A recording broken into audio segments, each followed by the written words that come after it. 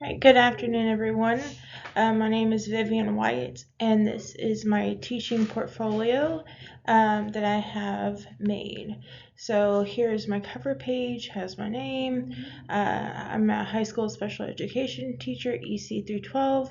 My phone number is down at the bottom along with my email address. Okay, so this is my About Me page. So let me zoom in here so I can read this.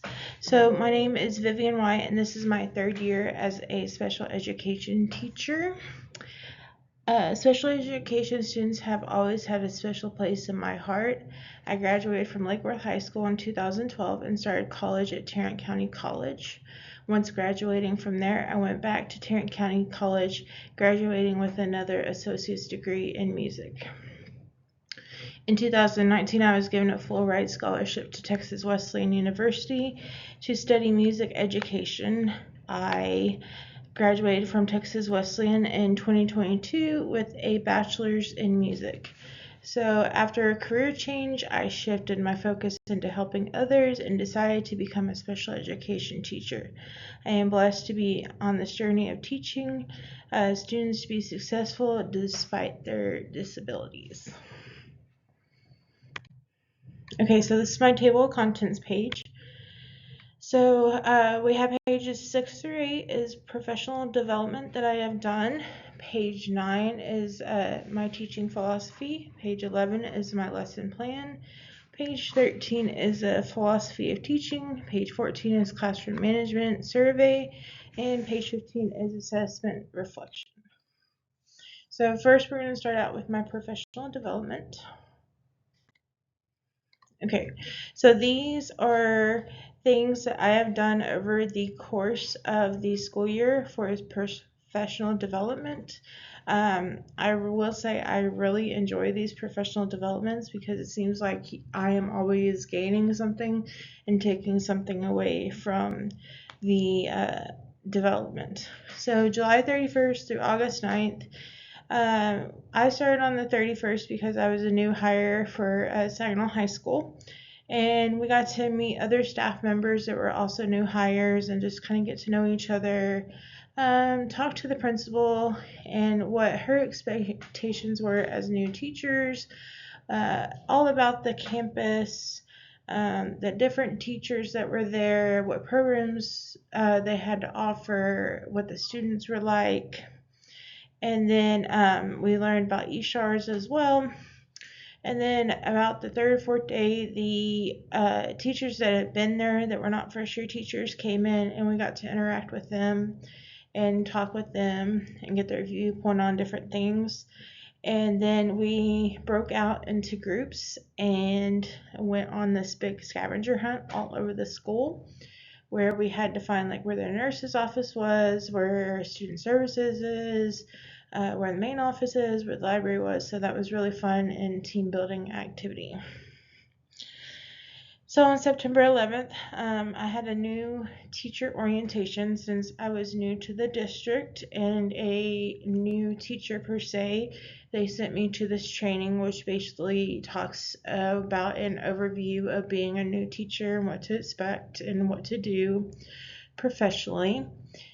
So we basically were in a classroom all day, and the lady was talking about different implementations that you can use in lesson plans and what to do around your colleagues and what not to do, different things like that. September 24th, I was asked to participate in instructional rounds. This was the first time I've ever done instructional rounds. I had no idea what instructional rounds were.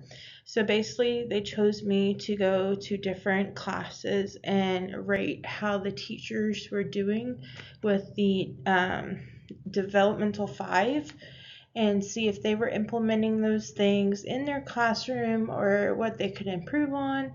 It was really interesting going into different classes and see how they incorporated different things and giving feedback and talking about the feedback and why it's important to have these things. On October 15th, this was a staff development day.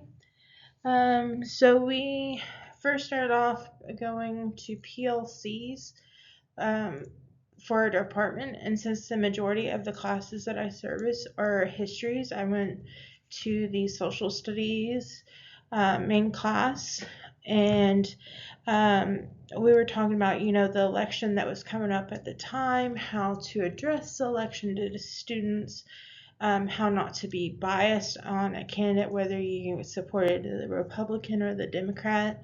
You had to stay neutral.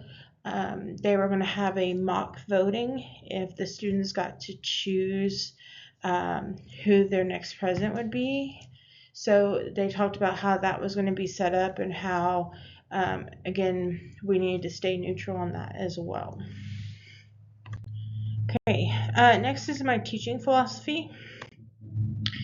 So my teaching philosophy, pardon me, my screen is very small. It says my belief is that teachers are to act as facilitates a teacher who guides, enriches, and nourishes the lives of students. Someone who is creative, passionate, and cares about the success of students. My goal as a special education teacher is to ensure the best education experience for my students and working with them and encouraging them despite their disability, that they can do anything they set their minds to. I strive to make a positive classroom environment for my students.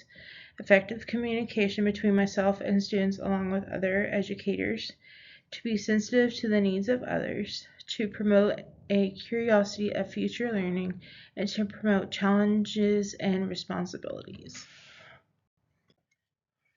This is my lesson plan.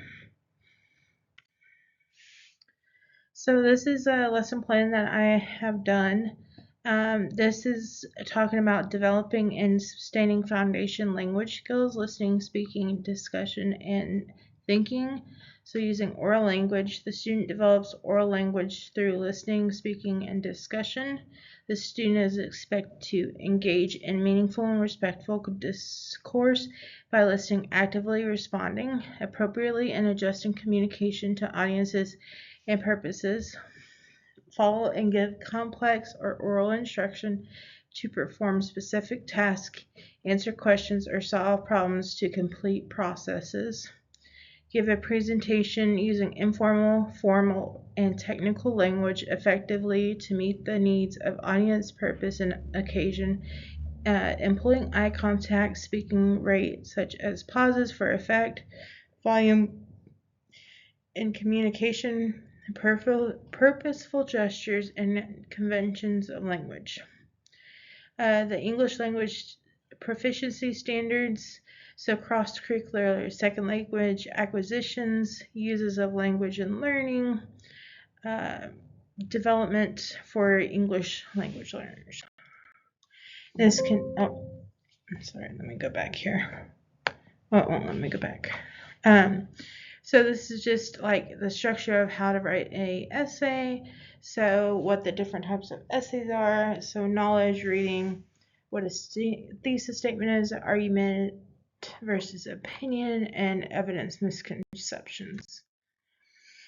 Classroom management survey.